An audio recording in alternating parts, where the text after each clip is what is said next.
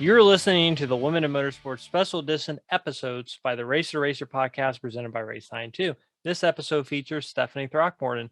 Stephanie is part owner of Top Gun Racing with her husband, Billy Throckmorton, who we also had on the show. I think it's been several months now. It was actually last summer, I believe. And Stephanie's definitely great. She actually did some racing as well. And she actually, which I did not know when we were doing the interview, she actually did some track announcing. She did a lot of track announcing, yeah. I first met Stephanie. She came in our shop probably 30 years ago now. And I think Dad did some motor work for her. I don't remember how it all went, but so I've seen her on the racetrack forever, and she loves auto racing, and she has made herself a part of the sport for a very long time. And now she's taken on one of the ultimate roles, and that's being an IndyCar owner.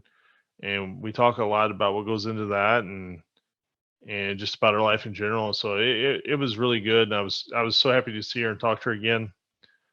She's just been somebody who is one of those people, when you see him, you just can fall right back into rapport and have great conversations. Oh, absolutely. I hope everyone enjoys.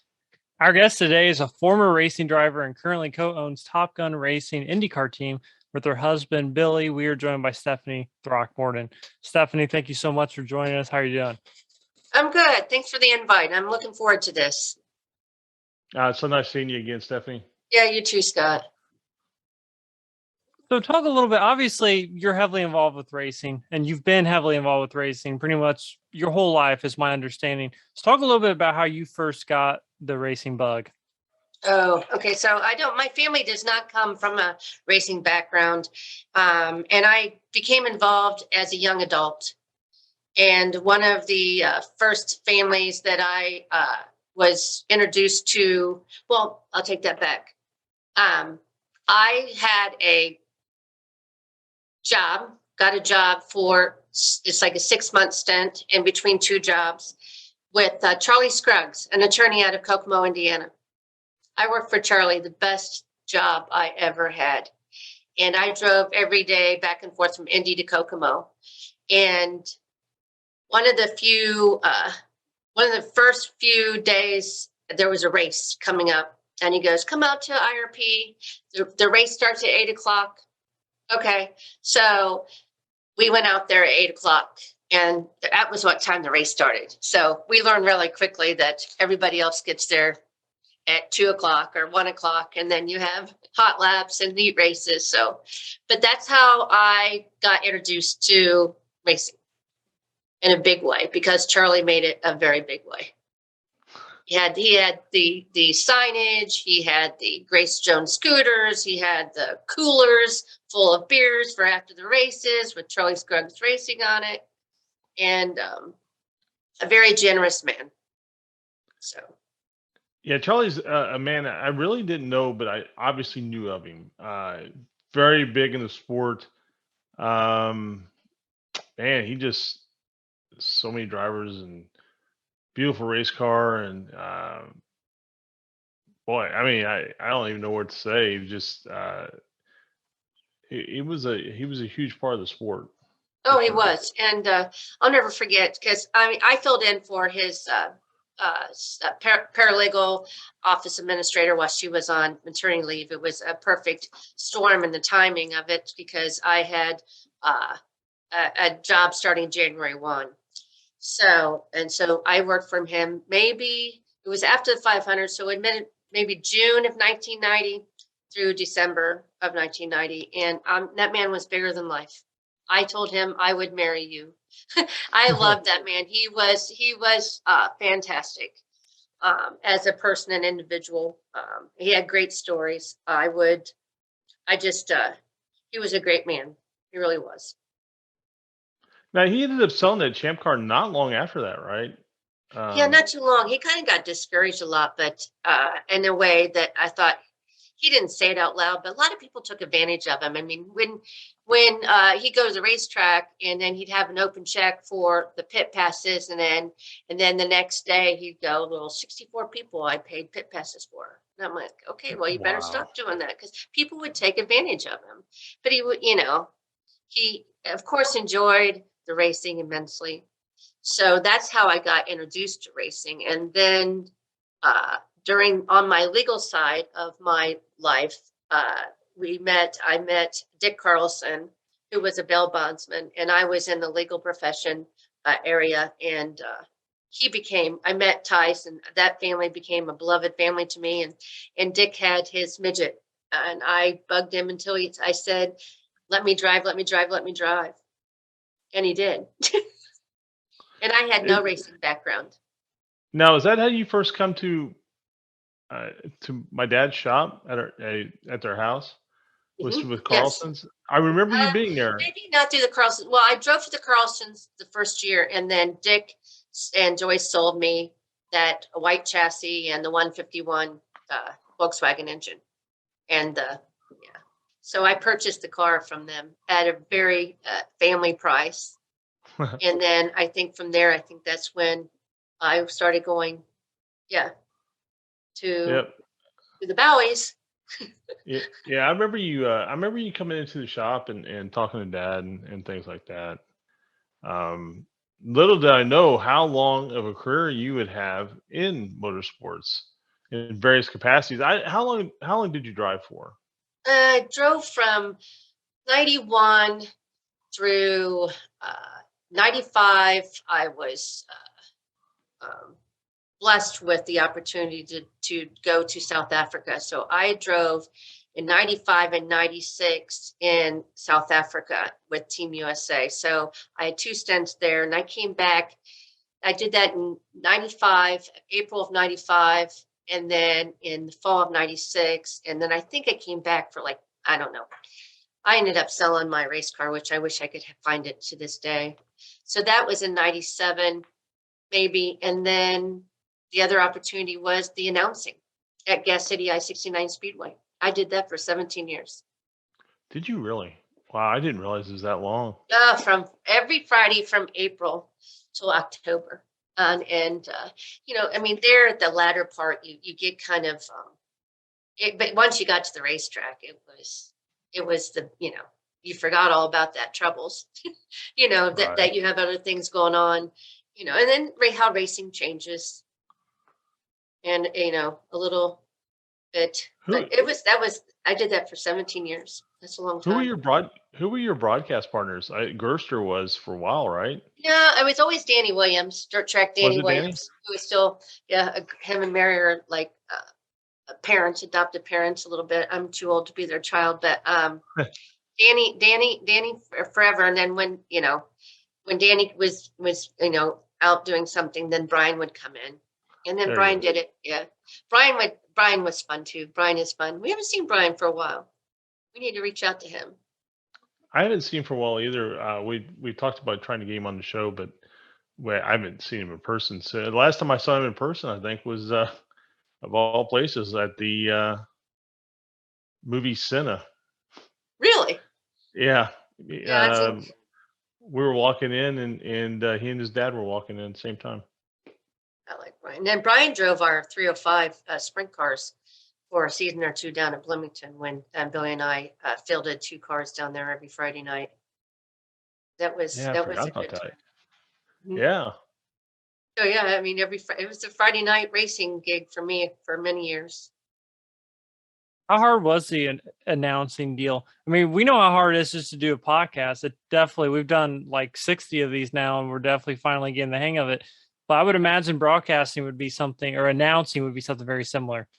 It is. I was not necessarily. It was a learning curve, obviously, to keep your finger on and off the button to make sure you didn't broadcast something you don't need to broadcast. I was more color commentated. I did the lineups. Danny did most of the.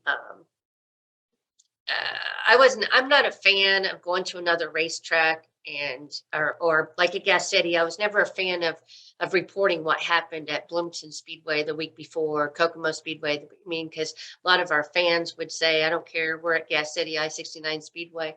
But it was I mean, it's not easy, obviously, but I have the gift of gab, unfortunately or fortunately. So I got Kind of like my co-host.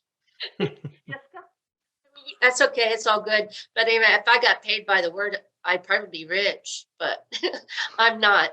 But I enjoyed it immensely. I actually did traveling announcing for Auto Value Super Sprints up in Michigan for a couple years as well, and that was always interesting because you were a visiting announcer, so you weren't up in the booth all night. You just go up when your sanctioning body cars were out there. And there's just a couple times, Crystal Speedway up in Michigan, their announcing booth was just announcing booth, just like a little closet with a door and a window. And you're in there by yourself. And I'm just announcing away. And some lady knocks on the door and I'm going, wait. And then finally I opened up the door and she goes, "I see your mouth moving, but nothing's coming out." So the PA was down, but I didn't know the PA was down because I was in this little sound booth just announcing away. And so, and then it never got fixed the rest of the evening for that, but it was kind of fun. I mean, just different things that happen in racing, but announcing was one of I got to meet a lot of people. Oh yeah, I'm sure.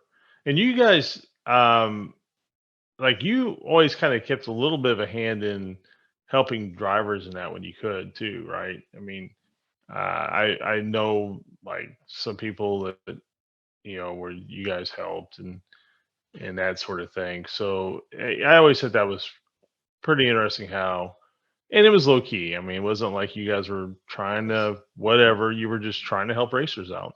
Right. We still do. We have a couple little fellows that we help in the go-karts and that just it's just endearing when they come. And Billy's a stickler to people looking them in the eye and shaking their hands and he'll walk the child away from the parent and say, "Now tell me what you want to do."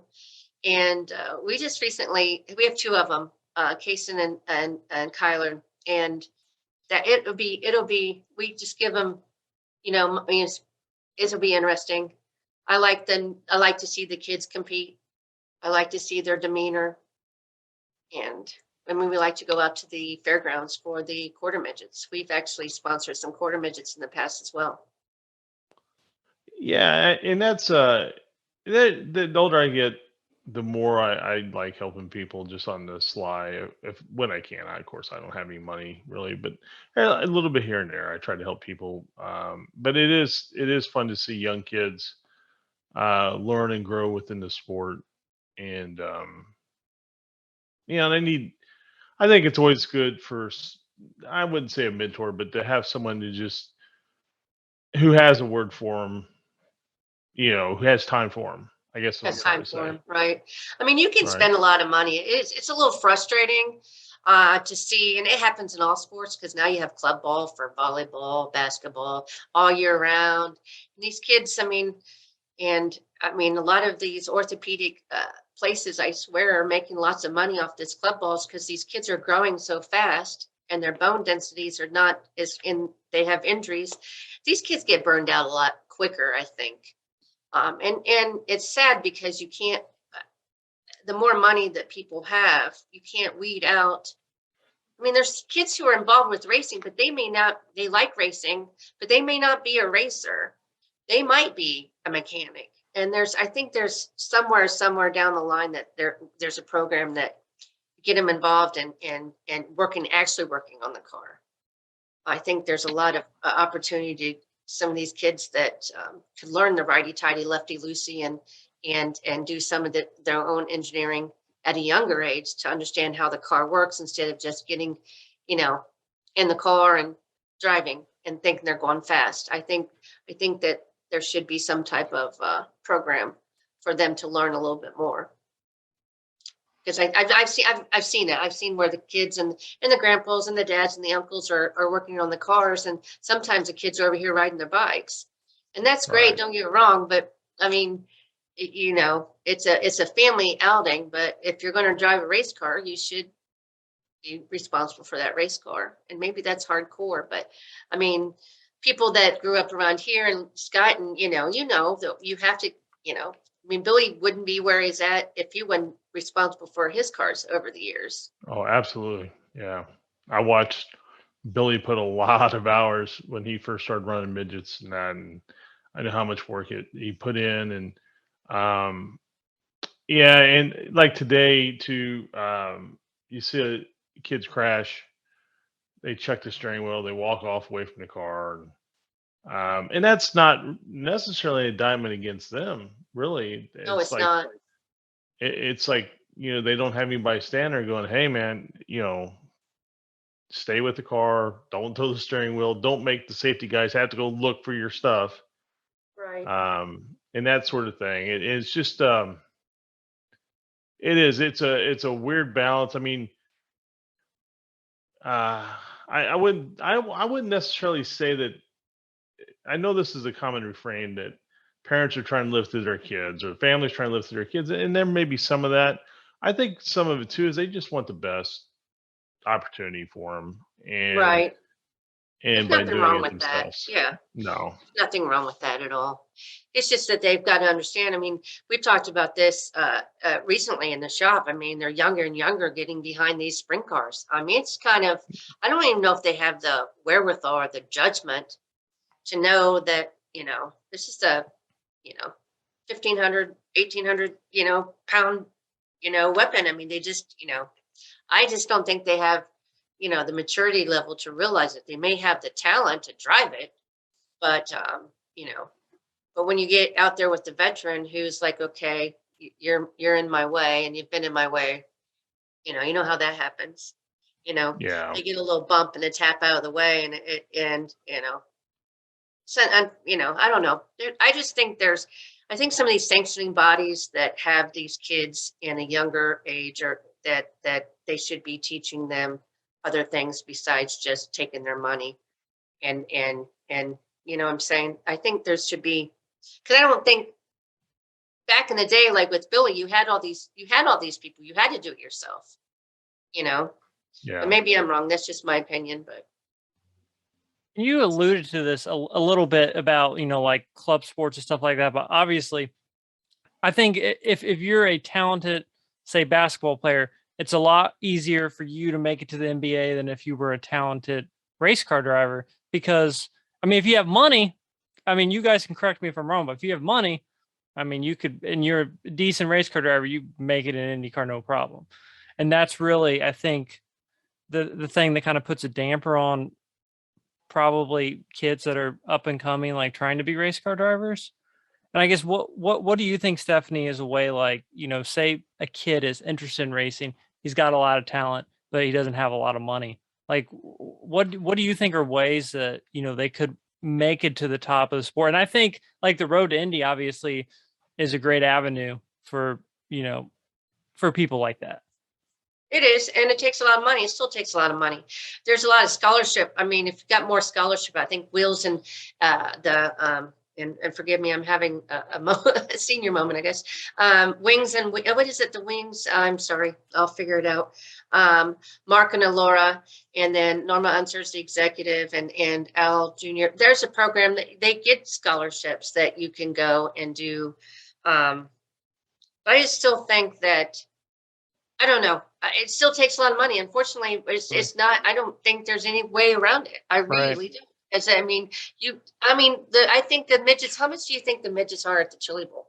I mean, how much they are a piece? It's, yeah. Oh, I mean, I know everybody throws around the numbers on the engines, what they cost, but I'm going to go with 35,000 because I've seen on paper being able to buy one for 35. Right. So Right. let's say they bought the motor for 35, but those cars, all titanium, all carbon fiber, special frames. I mean, the cars probably another 20,000. Let's say 18,000 if you got all the deals in place, because you still got to have wheels, and not including the trip out there, not including the stay while you're out there, not including the food while you're out there. And Yeah, having what's it's the percentage of making the field?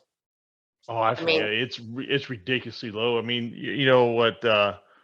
24 cars start, 22 cars start, and there There's was what, almost 400 350? cars. Yeah. Yeah. So I mean, off the top of my head, I can't even do the math right now, but it's And what you ridiculous spend, number. what do you spend that one whole week in Oklahoma is what you could spend for a whole season running a local show. Well, I tell you, a little frustrating for me was I went to Duke Wayne over the weekend, and Lauren Stewart paid 10 grand to win.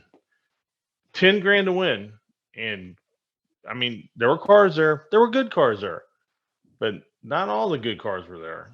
And it was a little frustrating. I mean, as a competitor, you're like, hey, whatever, they didn't show up. That's on them. But on the other hand, it's like, man, what are we doing here? Like, this is $10,000 win. You do all this to go to Tulsa to try to win 10 grand. Maybe bumped up a little bit now, but Right.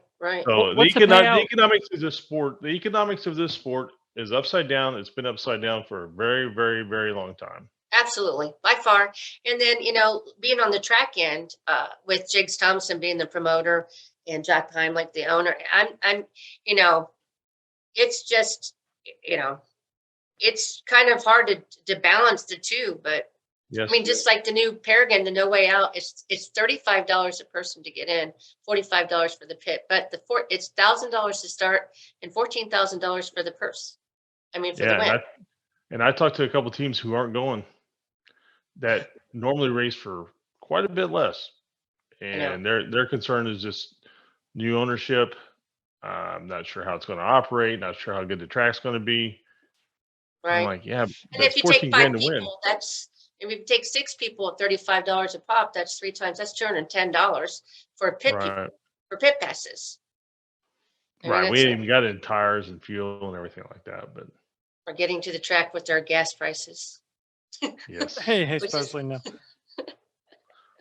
So yeah, I mean, it's just, I don't know. It's just kind of when you look at it. I mean, since I've been in racing for quite a while now and seen a lot of areas of it. I mean, just as a track side and a car owner and and a supporter, it's you always think you can fix something and you can't. But I just wish that there was, back to Aaron's thought was, you could be the best driver in the world and not get a break. I mean, one of the all-time open wheel racers is Cody Swanson, who is a great racer, who would love to, we're all trying to work on trying to get Cody up further into a test, because he deserves it. And also is another one is Bobby Santos, who's a great driver. But point. Yeah, I mean, I was literally thinking about this last night, and I was thinking about Tracy Hines. Now, Dave still did have a shot. He that all didn't work out for whatever reason. Right. But you got Tracy Hines, one of the greatest pavement racers in USAC history. Right. You've got Cody Swanson, also, was brother Tanner, and you've got Santos, and you got plenty of others who, plenty fast, and opportunities aren't there. I mean, Cody won the USF 2000 race or Pro Monster race, whatever that was, a race we parked just a couple years ago. Yes. Yeah. Right. See, but I don't know. Everybody says the road is different. I mean, now people are putting the kids in go-karts because go-karts are the way for them to learn. They're lower to the ground. They fill the car. I don't know. All this stuff that says that's what gets them to the open well as opposed to USAC, which, I mean, there is a point to that. But I would also say that Indy sure wants to have Kyle Larson come run. Oh, yes, they pretty do. bad. Pretty yes, bad. They do. So I would counteract that argument with saying, well, Kyle Larson. Right. Oh, yeah. Well, that kid's just phenomenal. Just phenomenal. Yes. I mean, if I had my good day tomorrow, it would be Kyle Larson driving the Top Gun race car, Indy car at the 500. Right. Sure. Absolutely. I don't think that would be, I mean, obviously it'd be something that would definitely be in my dreams sleeping at night because he's a good driver, but there's a lot of them out there. So, I mean, but back to, I mean, Aaron said it takes money. It really does. No Right. matter what, it takes money. And Right. some of these families who have money now is, you know, you can't, I don't know. I've seen some families that, have financially have ways too much money in it that causes problems down the road. And the kids just, Yes. and you realize, I mean, Billy always said you can slow a kid down, but you can't speed a kid up. Well, that's right. I mean, there may be something there that you just haven't tapped into yet by a certain age, but typically, I mean, I think Billy's spot on. The guys that cost you the most money when they start Yeah, typically are the ones that make you the most money later on if you can just survive the storm. that's right. That's absolutely correct. We had a driver one of the first times on, and he was a good kid. I liked him, and he's still around. But he doesn't race very often now. But Billy fired him 3 times in the same night. No kidding. And I would be going, no, no, stop, it's okay. It's my heat. Oh, and I'm no. The kid ended up winning the feature that night. Right. And because he didn't let up, and because there was a 1.5 foot cushion all the way around Bloomington, all the way around the track, that the kid didn't have to let up. All he did was ride that right rear all the way around. He won the feature, and I'm like, okay. And then Billy was okay, but that night he was like, get him out of my car. That's so funny. I understand those feelings, though. I get those feelings. And then you're going, that's my car. I mean, and then we talked about Gerster. Gerster ended up crashing. That was the last time we raced our car. And I think just the last time he raced dirt. It was his birthday, and his whole family, his 2 girls and his wife were in the stand sitting next to us. And all of a sudden there he went. And you see, it's a, car upside down. And I'm going, oh, my car. And they're going, daddy, daddy. And I'm like, oh my gosh, I got to stop and think what I'm saying. Right.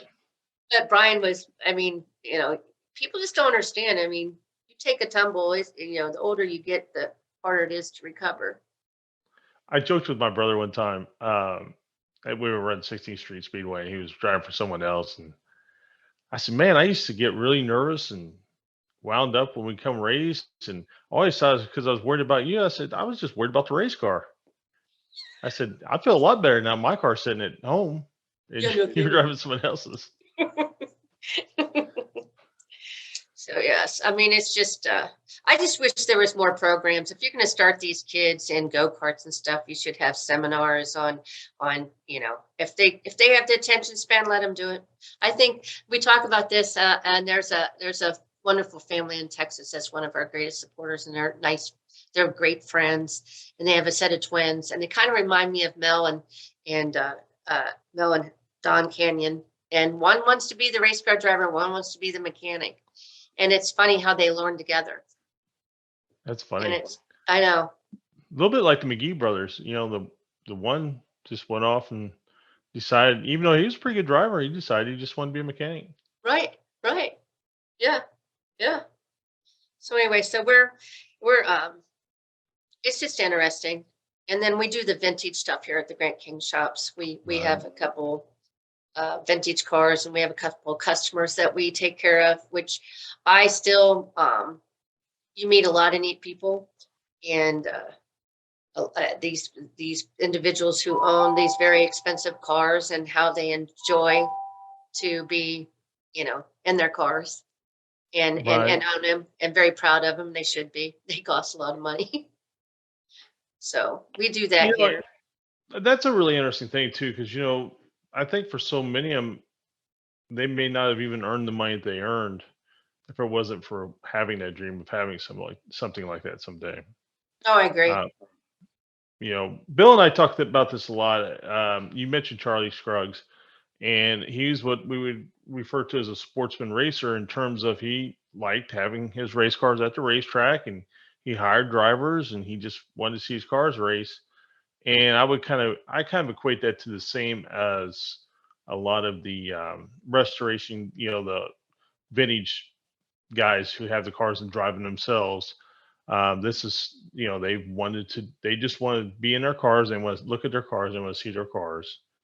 And the sport's really lacking those people today. I mean, they're getting fewer and fewer, but Oh, I agree. I agree. And that's something we do here is preserve the history. I mean, Billy's probably the one that knows all these people. We did a couple years ago, filmed. We had a production company come in, and it was the month of May, but we did it after the month of May as well. We have about 55 hours in the can of these people. You love to hear the stories. I mean, we have the Bopper, who is now gone, but we have John Martin, who's gone, and we're losing all these people and history. And I don't think that. And I think Billy, because he was here all of his life, and you as well as your dad, and you guys are probably the few people that know people. I mean, and can tell you the history. And we just had yesterday, one of our visitors was Ted Hall. You'll have to ask your dad. Ted Hall was here yesterday. They called him Tennis Shoe Ted Hall, and he was on. Yeah, he was here yesterday. So everybody's coming in. So he was here yesterday. So people come back and it's I don't think, like Billy says, in Indy cars, you bolt parts on now. You literally go to the grocery store, you pick the part, you put the part on. You don't even own your engines, you lease your engines. We can't start the engine without the manufacturer engineers here. There's no cheater, stuff that you can do with the engine. You can't even do that. The only changes you can do is the dampers and, engineering wise, sensor. I mean, you do a lot of things different, but back then you could do a lot of different things with your cars and your engines. So did you see Tracy Ash? Sorry, Billy just walked in. Oh, no, go ahead. So, but it's a little bit different these days. And Billy getting back into it. I was never into IndyCar, and we learned a lot. I mean, I've learned a lot. Billy's learned a lot of things have changed. It's hard to get to the table. It's very hard to get to the table. I'm gonna tell you that. When you and that actually leads me right into what I want to talk about. So obviously you mentioned a while ago, Top Gun Racing is your baby, and it is the little team that can, and it's the Rudy, that whole story, which is great. I mean, racing needs that. Like you said, it's tough getting people to the table. Are you finding that now that you made a legitimate shot last year and came very close to making the race, that some of those doors are cracked a little bit easier these days? I mean, obviously, there's a lot of things going on. I mean, when this brainchild came to fruition, the COVID hit. So last year, our effort was more on our own, and also very fortunate to have some sponsorship. And we did our best. I mean, it was very disheartening not to make the race. But it's hard today. I mean, I'm sure you've seen I'm sure you've had people tell you a million different ways how you should do your racing program and all that. What was the most eye-opening thing as you really went from being involved in racing, yes, not involved in IndyCar racing? What was the most eye-opening thing when you kind of went through that door? Obviously, you know how much it costs. It's very expensive, very, very expensive. Right. That is a shocker in itself. I mean, we kind of, laugh and giggle about it, but one of my bricks on the side of our GP car said Stephanie's American Express card.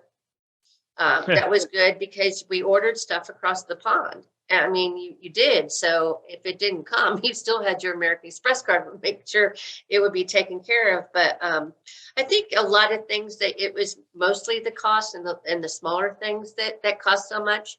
I mean, one loom, I don't know. I gave my American Express card and I forgot about what's the difference, the between the US dollar and the euro. The exchange rate? The exchange rate, yes. And I was like, oh, okay. So, oh, wow. Okay. So 9,000 francs is $11,000. Right. And then also the electronics part and how important, how this car is just ran electronically. Right. That's just as beyond scope, you know. I mean, because it wouldn't be like the day that, you know, when I drove cars, not that it was an Indy car, but you had to, you know, look at the look at the oil gauge or you know, I don't know. I mean, you knew if your car was, I don't know, it's just simpler. Now it's like, Sure. and that's the reason why we go back to where we need programs for these kids to be able to talk about how their car is, you know, and why this car does this and cross weights and all that simple stuff is like lefty, I mean, lefty loosey, righty tighty, how to put the wheels on. I mean, you just start, I mean, these kids need to do that. I think that some of these starter, like the quarter midgets, they need to have these kids, you know, seminars. Here's how you know, I don't know. Maybe I'm wrong, but I just think that you make No, I, themselves I learn think how I to. think there's a lot into that because by learning that you learn a value in it, and without that value in it, I mean, there's plenty of successful people who couldn't work on a car, Oh, obviously, you're right. Yeah, but at the same time, I think they learn a value in it much later on than when they could have. right, right. I agree. So yeah. I mean, there's a story with Grant King and the history here, and that's the reason why when our primary fell through, we didn't have a rep. You know, we didn't have a look. And I was like, I said, well, let's just do it. Let's go retro. Let's do the Johnny Lightning, which came out of this shop. That's how come it had the Johnny Lightning. That's why. Right.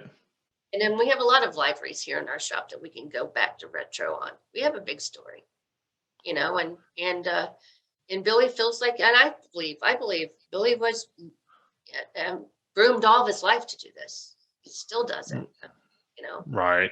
and I I believe it. I yeah, it's such a tough game. It's tough even for the biggest teams. I mean, you see some big teams with their own company sponsoring the cars from time to time too. So it's Right, I mean, Yeah. of right, course they have marketing budgets and all that they got to spend money on. I understand that, but still, you look at Zach Beach getting Gainbridge. Wow, right. what a I mean, I think that's awesome, but what a windfall for Zach at the time, and then Andretti, and then the Speedway, and it's such a. I mean, That's and just there. the I city of mean, Indianapolis, right?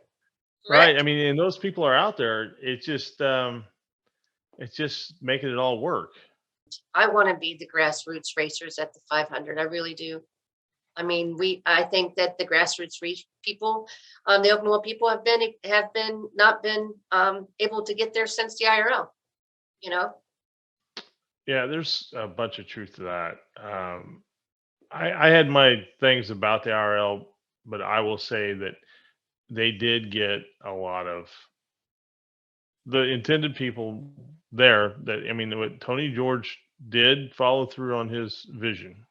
yes, he did. Yes, yes. So I mean, it's just, I mean, I don't see any. Um, you said the road to Indy and all that stuff. I talked about it with Jim Locke today, and he was talking about the Indy lights. I mean, one team owns 5, one team owns 4. There's one guy owns 2. There's like 15 of them. I mean, there's only like one team with one car. I think so. Even at that level, I mean, not that the next step down. Indy lights is very expensive, very very expensive. Well, I went to last time I saw you was at the USF 2000. Well, at the Chris Griffiths test. It's the last time we talked when you were at the Firestone garage, Okay. showing the Yes. car off front. Yes. Yes. And I was there with guests of the show, Jagger Jones, and Jagger is starting, in the road to Indy, and he ran eighth on Friday. His first USF 2000 race, he ran third on Sunday, and his second USF 2000 race. But you look through that garage area, and he drives for Cape Motorsports. Cape has 4 cars. Right. Pabst has 2 or 3. Like you said, they have these multiple car teams, and it takes a lot to get those things up and down the road. It does. It does. I mean, that was one thing too. If we can get off the ground, I mean, we realize we're literally only like 10 months. I mean, we're not even a year old, and when you're looking at sponsors, they want metrics. And I think I said that to Aaron the other day. Right. I learned a lot. That's another thing too. Metrics. That's huge. And so, but I'm old school. I mean, thank God, I didn't do anything bad when I was a young adult either, but we don't have cameras in our face. But metrics is huge for some of these companies for marketing. They want to know who they can get out to and who they can brand and digitally attach. And I learned all that stuff too, which is interesting in itself, but in the drivers, but I don't know, it just takes a lot of money. Just takes a lot of money. Yeah, at the bottom line, that's the absolute bottom line of it. My brick program last year was successful, and I still have that reserved on the car for that as well. But I mean, for those brick sponsors, I had them come. They came down to the shop and got their picture taken up front with the car and everything. There's a couple that came from Missouri that bought his name on and he said, this was my birthday present, my Christmas present, my da-da-da-da-da. Always wanted my name on a race car. And so, and it just made their day. And still to this day, everything. But that's people who are accessible. I mean, this is the way we want to be. We want to be accessible. We want to be us. We want to, this world doesn't go around just because people get behind the wheel of a race car and you want to take their money. I don't want to take somebody's money unless I can do something for them. I mean, make sure they get branded and make sure, it's not always a taker. Let's circle back and talk about Tracy. Tracy Hines was brilliant when he was a young driver and got all of those sponsors on his car. He did. I mean, you have to really pound the pavement anymore, for even at the local level, I think, Well, 5,000. I don't know. I don't think Tracy told me this, but Ted told me, or maybe it was Jim Hines told me that Tracy would just go through his dad's Rolodex and anybody's Rolodex. He'd just make the phone calls and then he'd get a bunch of no's and they'd get maybe a yes. And then he'd go right back through that Rolodex. Tracy don't take no for an answer. No, he doesn't. And if you look at Tracy Hines' career as a driver and you look at it, his after career, he makes the most of, like you give him an opportunity, he exploits it in the best way possible for everything he can not only get out of it for himself, but for the people he's with. Right. Well, Aaron, do you have anything more for her? I don't. Really appreciate you taking the time to talk to us. I know, Aaron. We didn't get a lot of questions in. I told you this is why I should get paid by the word. Oh no, hey, I think it's a great insight. I mean, that's really what we're looking for, is a real insight into kind of what you're doing and what you're looking for. Man, obviously I'm a huge fan of you guys personally, and I want to see your team be successful. Okay, kids, thank you so much. Stop by and see us, and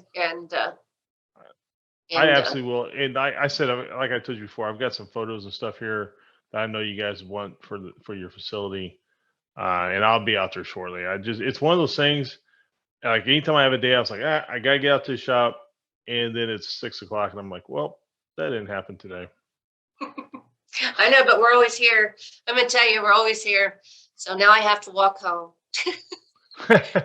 It's the end of the day. I have to walk home. So thank you so much. I appreciate it, and I appreciate the opportunity of hope I didn't talk your ears off. Hey man, I talk to you guys forever. You know that. Thanks, Aaron. Take I care, appreciate Stephanie. it. Thank you.